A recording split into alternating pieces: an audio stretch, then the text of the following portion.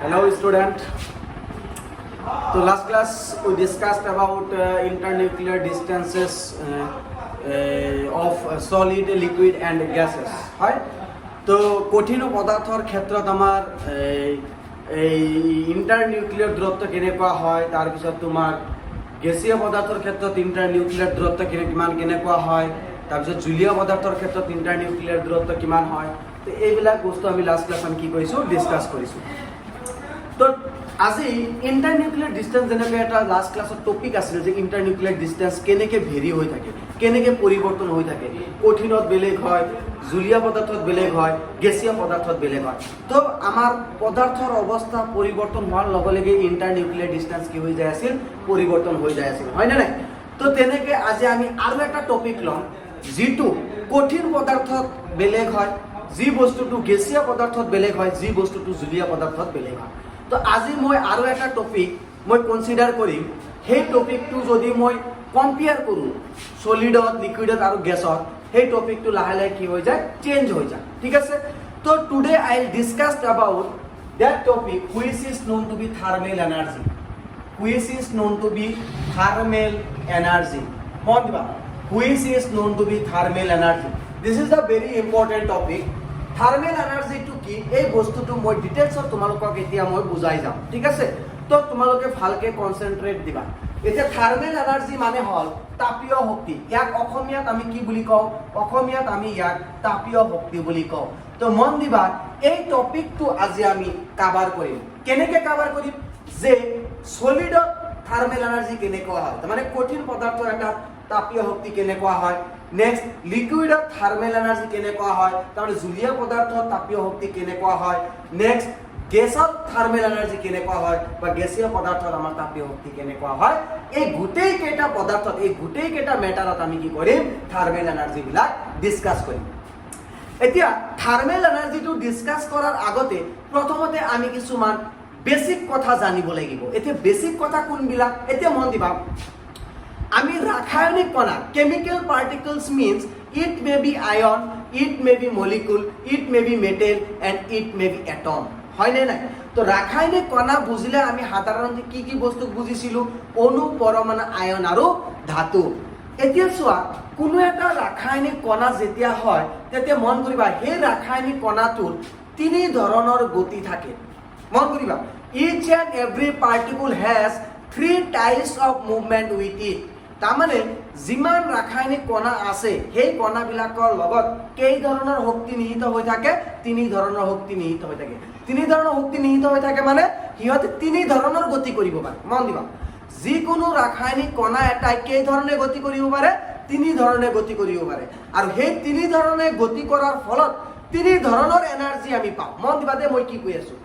যিমান মন দিবা, তাপীয় শক্তি থাৰ্মেল এনাৰ্জি পঢ়াৰ আগতে মই কি কৈ আছো, প্ৰথমতে আমি বুজিব লাগিব যে প্ৰত্যেকটো ৰাসায়নিক কণাত মানে কেমিকেল পাৰ্টিকুলত তিনি ধৰণৰ 3 টাইপছ অফ মুভমেণ্ট থাকে। তিনি ধৰণৰ কি থাকে? গতি থাকে। আৰু এই তিনি ধৰণৰ গতিৰ কাৰণে আমি কি পাওঁ? তিনি ধৰণৰ শক্তি পাওঁ। ঠিক আছে? তো আমি প্ৰথমতে এই বস্তুটো জানিব লাগিব, তাৰ পিছতহে আমি থাৰ্মেল এনাৰ্জি কি সেই বস্তুটো আমি বুজি পাম। তো এই বস্তুটো ভালকে তোমালোকে নোটিচ কৰিবা। অলপ তাৰমানে কি কনফিউজিং বস্তুটো, তো মই মানে চিষ্টেমেটিকেলি বুজাই যাম লাহে লাহে, তোমালোকে বস্তুটো ভালকে মানে কনচেনট্ৰেট কৰিবা, ফ'কাছ কৰিবা, অবভিয়াছলি তোমালোকে নিশ্চয় বুজি পাবা। ঠিক আছে? তো চোৱা, তো থাৰ্মেল এনাৰ্জি পঢ়াৰ আগতে মই কি কৈছো, let's talk about the movement which is related to the particles or molecules. তাৰমানে কোনো পদাৰ্থৰ কণাৰ লগত জড়িত গতিৰ বিষয়ে আমি প্ৰথমতে আলোচনা কৰিম। কেনেকৈ গতিৰ বিষয়ে আলোচনা কৰিম? মন দিয়া, যিকোনো পাৰ্টিকুলৰ তিনি ধৰণৰ গতি থাকে। কেই ধৰণৰ গতি থাকে? তিনি ধৰণৰ গতি থাকে। আৰু সেই গতি তিনিটা হ'ল, প্ৰথমটো হ'ল ট্ৰান্সলেশ্যনেল মুভমেণ্ট। প্ৰথমটো হ'ল ট্ৰান্সলেশ্যনেল মুভমেণ্ট, যাক অসমীয়াত আমি কি বুলি কওঁ? যাক আমি অসমীয়াত কি বুলি কওঁ? স্থানান্তৰ গতি বা পৰিৱৰ্তনশীল গতি। ঠিক আছে? নেক্সট 2 নম্বৰ যিটো পাওঁ, সেই 2 নম্বৰটো হ'ল ৰটেশ্যনেল মুভমেণ্ট। ৰটেশ্যনেল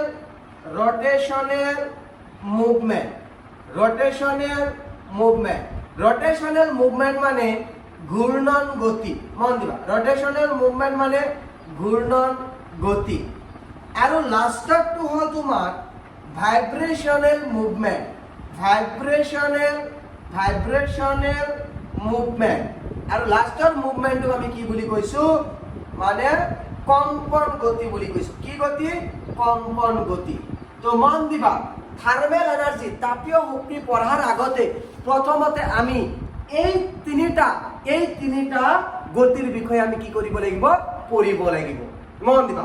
আৰু এই তিনিটা গতি কি?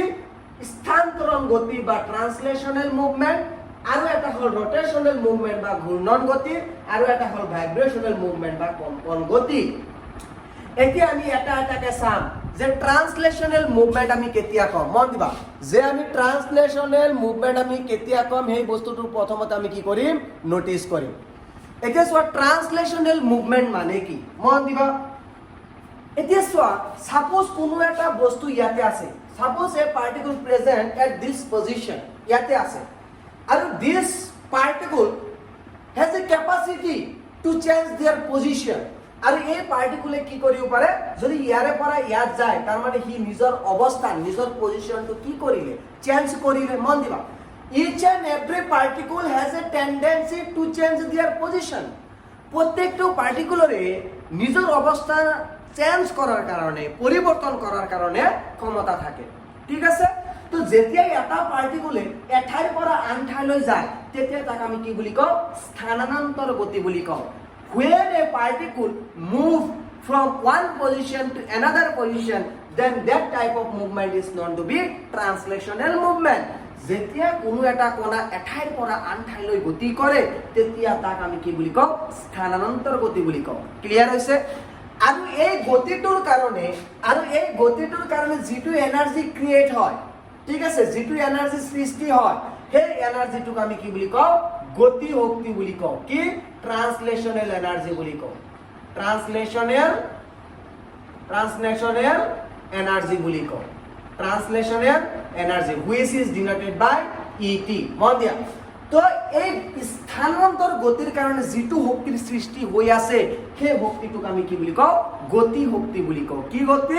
গতি শক্তি বুলি কওঁ, মানে স্থানান্তৰণ শক্তি বুলি কওঁ। মন দিবা দেই, যে কোনো এটা কণা এঠাইৰ পৰা যেতিয়া আন ঠাইলৈ যায়, মানে অবভিয়াস, তাৰমানে কথাটো মই কি কৈছো, যেতিয়া কণা এটাই নিজৰ অৱস্থান চেঞ্জ কৰে, পৰিৱৰ্তন কৰে, মানে এঠাইৰ পৰা আন ঠাইলৈ যায়, তেতিয়া সেই গতিটোক মই কি বুলি কৈছো, স্থানান্তৰ গতি বুলি কৈছো।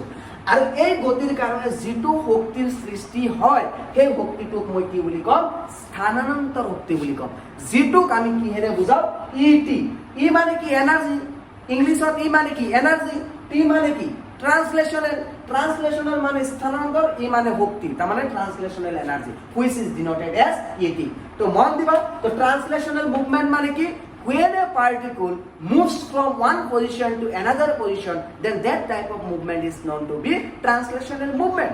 যেতিয়া কোনো এটা কণা এঠাইৰ পৰা আন ঠাইলৈ গতি কৰে বা নিজৰ অৱস্থানৰ পৰিৱৰ্তন কৰে তেতিয়া সেই গতিটোক আমি কি বুলি কওঁ, স্থানান্তৰ গতি বুলি কওঁ বা পৰিৱৰ্তনশীল গতি বুলি কওঁ। ঠিক আছে? এতিয়া এই স্থানান্তৰ গতি বা ট্ৰান্সলেশনাল মুভমেন্টৰ কাৰণে যিটো এনাৰ্জি ক্ৰিয়েট হয়, এনাৰ্জিটো ক্ৰিয়েট হ'বই, আৰু সেই এনাৰ্জিটোৰ নাম কি? ট্ৰান্সলেশনাল energy which is denoted by ইটি। আৰু এই স্থানান্তৰৰ কাৰণে যিটো শক্তিৰ সৃষ্টি হৈ আছে সেই শক্তিটোৰ নাম কি? স্থানান্তৰ শক্তি। এণ্ড যাক আমি কিহেৰে বুজাইছো? ইটিৰে বুজাইছো। ক্লিয়াৰ হৈছে? নেক্সট, ৰোটেশনাল মুভমেন্ট মানে কি? চোৱা, ৰোটেশনাল মুভমেন্ট মানে কি? এতিয়া সিম্পল, মই তোমাক ওয়াটাৰ মলিকুল লৈছো। ওয়াটাৰ মলিকুলটো তোমালোকে ফাৰ্ষ্ট ইয়াৰত পাইছা যে অক্সিজেন থাকে সেন্টাৰত আৰু দুটা হাইড্ৰোজেন এনেকে থাকে। এইটো হ'ল এটা ওয়াটাৰ মলিকুল, তোমালোকে পাইছা। এতিয়া মন দিয়া, সাপোজ মই হলো অক্সিজেন। মন দিয়া, সাপোজ মই হলো অক্সিজেন, এই দুটা মোৰ হাত, ইয়াতে এটা হাইড্ৰোজেন আছে আৰু ইয়াতে এটা হাইড্ৰোজেন আছে। মন দিয়া, মই হলো অক্সিজেন আৰু মোৰ হাত দুটা কি? হাইড্ৰোজেন। এতিয়া মই অক্সিজেন, নিজৰ অৱস্থান, মই নিজৰ পজিশন চেঞ্জ নকৰো। চোৱা, মই অক্সিজেন, মোৰ বডিটো অক্সিজেন, মোৰ হাত দুটা হাইড্ৰোজেন। মই কি কৰিছো? মোৰ পজিশন চেঞ্জ কৰা নাই, মই অক্সিজেন ঠিকে আছো, মই জাষ্ট এনেকে ঘূৰি গৈছো, মই এনেকে জাষ্ট ঘূৰিছো। তো অক্সিজেনৰ পজিশন, অক্সিজেন য'ত আছিল তাতেই আছে, জাষ্ট অক্সিজেনটো কি কৰিছে নিজৰ অৱস্থাত থাকি ঘূৰিছে। যদি ঘূৰে তেনেহ'লে ই যদি এনেকে ঘূৰে তেনেহ'লে তুমি এনেকুৱা পাবানে? এনেকুৱা পাবানে নাই? ঘূৰি গ'ল, চোৱা কি কৰিছে, ঘূৰি আছে। কণাটোৱে অণুটোৱে কি কৰিছে, মলিকুলটো কি কৰিছে, ৰটেট হৈছে। নেক্সট আকৌ যদি ঘূৰে তেনেহ'লে তুমি এনেকুৱা পাবানে নাই? তাৰমানে পাৰ্টিকুল বিলাক কি হ'ব পাৰে, ঘূৰিব পাৰে। That means if each and every particle has to capacity to rotate itself, তাৰমানে মলিকুল বিলাক আমাৰ কি হ'ব পাৰে বা পাৰ্টিকুল বিলাক কি হ'ব পাৰে, ৰটেট হ'ব পাৰে, মানে ঘূৰিব পাৰে। কিন্তু যি সেন্ট্ৰেলত থাকে, যেনেকৈ অক্সিজেন সেন্ট্ৰেলত আছে, তাৰ কিন্তু পজিশন চেঞ্জ নহয়। ঠিক আছে, মই যেনেকৈ ক'লো মোৰ হাত দুটা হাইড্ৰোজেন, মই নিজে অক্সিজেন, মই এনেকৈ জাষ্ট ঘূৰি গৈছো, হাইড্ৰোজেন দুটাৰ অৱস্থানে চেঞ্জ হ'ল, কিন্তু মোৰ বডি য'ত আছে তাতেই আছে। চোৱা নেক্সট যদি মই এনেকৈ ঘূৰো, হাইড্ৰোজেনৰ চোৱা, হাইড্ৰোজেনৰ পজিশন নেক্সট চেঞ্জ হৈছে, কিন্তু মোৰ বডি য'ত আছে তাতেই আছে, হয় নে নাই? তাৰমানে মই ঘূৰি আছো, হয় নে নাই? আৰু এই ঘূৰাকে কি বুলি কোৱা হয়, ৰটেশনেল মুভমেন্ট বা ঘূৰ্ণন গতি। আৰু এই গতিৰ কাৰণে, আৰু এই ঘূৰ্ণন গতিৰ কাৰণে যিটো এনাৰ্জি সৃষ্টি হয়, যিটো এনাৰ্জি ক্ৰিয়েট হয়, সেই এনাৰ্জিক মই কি বুলি কওঁ, ঘূৰ্ণন শক্তি বুলি কওঁ। সেই এনাৰ্জিক মই কি বুলি কওঁ, ঘূৰ্ণন শক্তি। কি বুলি কওঁ, ৰটেশনেল এনাৰ্জি, যাক আমি কিহেৰে বুজাও, ই আৰ। ই মানে এনাৰ্জি, আৰ মানে ৰটেশনেল। তো ঘূৰ্ণন শক্তিক আমি কিহেৰে বুজাও, আৰেৰে বুজাও, ই আৰেৰে বুজাও। মন দিবা। তো ঘূৰ্ণন শক্তি, ৰটেশনেল মুভমেন্ট মানে কি, যে কোনো এটা পাৰ্টিকুলে বা কোনো এটা মলিকুলে যদি নিজৰ এক্সিছত থাকি, তাৰমানে চেন্ট্ৰেল এটমটো নিজৰ এক্সিছত থাকি যদি লগত থকা এটম বিলাকক ঘূৰাই থাকে, তেনেহ'লে তাক আমি কি বুলি কওঁ, ঘূৰ্ণন গতি বুলি কওঁ বা ৰটেশনেল মুভমেন্ট বুলি কওঁ। যেনেকে মই ঘূৰি আছিল, মোৰ হাত দুটা ঘূৰি আছিল, হাত দুটাৰ পজিশন, এবাৰ হাত সন্মুখত আছে, লেকিন মই যেতিয়া ঘূৰি গৈছো তেতিয়া হাত দুটা বেলেগ পিনে গুচি গৈছে, কিন্তু মোৰ বডি য'ত আছে তাতেই আছে দে। তেনেকে অক্সিজেন য'ত আছে তাতেই, জাষ্ট সি কি কৰিছে, এনেকে ঘূৰি আছে, এনেকে ঘূৰি আছে। বুজি পাইছানে মই কি কৈছো? তো এই ঘূৰাৰ কাৰণে যিটো শক্তিৰ সৃষ্টি হয় তাক আমি কি বুলি কওঁ, ঘূৰ্ণন গতি বুলি কওঁ। তো এই ৰটেশনৰ কাৰণে the rotational energy is created due to the rotational movement which is denoted as ER, যাক আমি কিহেৰে বুজাও, ER এৰে বুজাও। ক্লিয়াৰ হৈছে? এইখিনি ক্লিয়াৰ হৈছে? তো মই এতিয়া চাগে এইখিনি বস্তু ইৰেজ কৰি দিব লাগিব, তুমি বস্তুটো অলপ ভালকে তুলি লোৱা, নহ'লে মই বুজাব নোৱাৰিম। ঠিক আছে, তো এইখিনি বস্তু তোমালোকে তুলি লোৱা। নেক্সট মই ভাইব্ৰেশনেল মুভমেন্টটো তোমালোকক বুজাই আছো। তো ইতিমধ্যে আমি পালো যে ই ট্রান্সলেশনাল মানে ট্রান্সলেশনাল এনার্জিক আমি কিহেৰে বুজাও, ই টিৰে, ৰটেশনাল এনাৰ্জিক আমি কিহেৰে বুজাও, ই আৰ এৰে বুজাও। এতিয়া মই ভাইব্ৰেশনেল মুভমেন্টটো বুজাই আছো, তাৰ আগত মই এইখিনি কি কৰিব লাগিব, ইৰেজ কৰি দিম, মই মুছি দিম। তোমালোকে এইখিনি বস্তু ভালকে কপিত নোট ডাউন কৰি লোৱা। ঠিক আছে, মুছি দিলো দে, বেয়া চেয়া নাপাবা।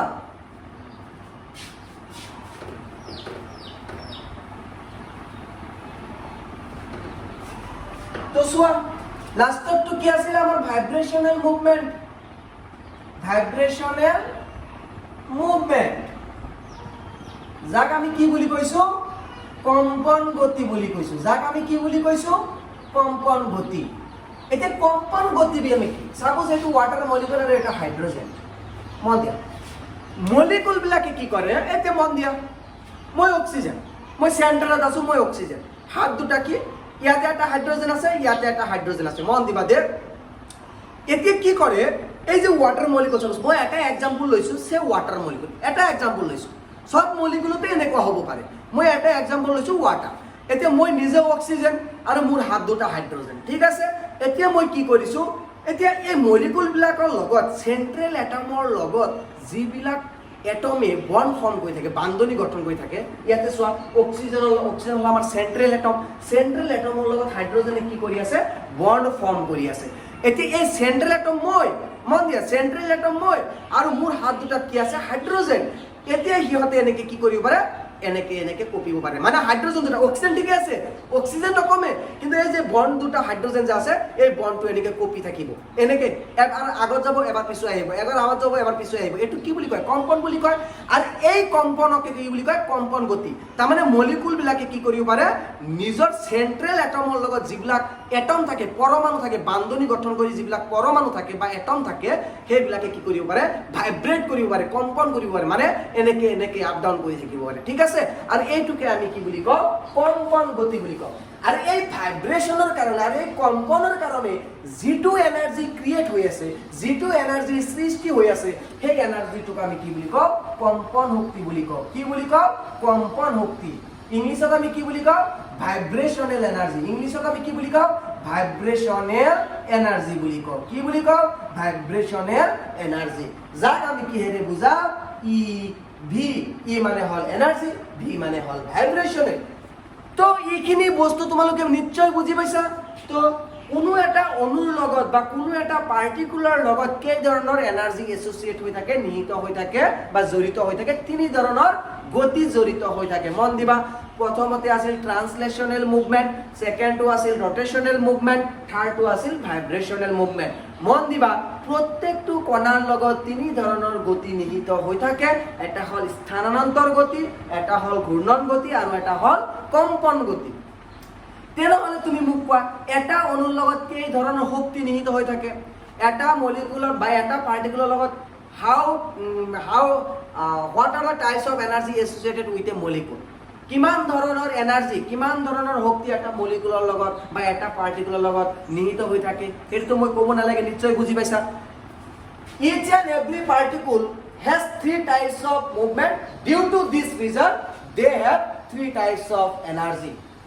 এটা হল ই ট্রান্সলেশনাল, এটা হল ই রোটেশনাল, এটা হল ই ভাইব্রেশনাল। মন দিয়া, এটা কণাৰ লগত each and every particle has three types of movement. প্ৰত্যেকটো কণাৰ লগত তিনি ধৰণৰ গতি নিহিত হৈ থাকে। আৰু সেই গতিবিলাক কি কি আছিল?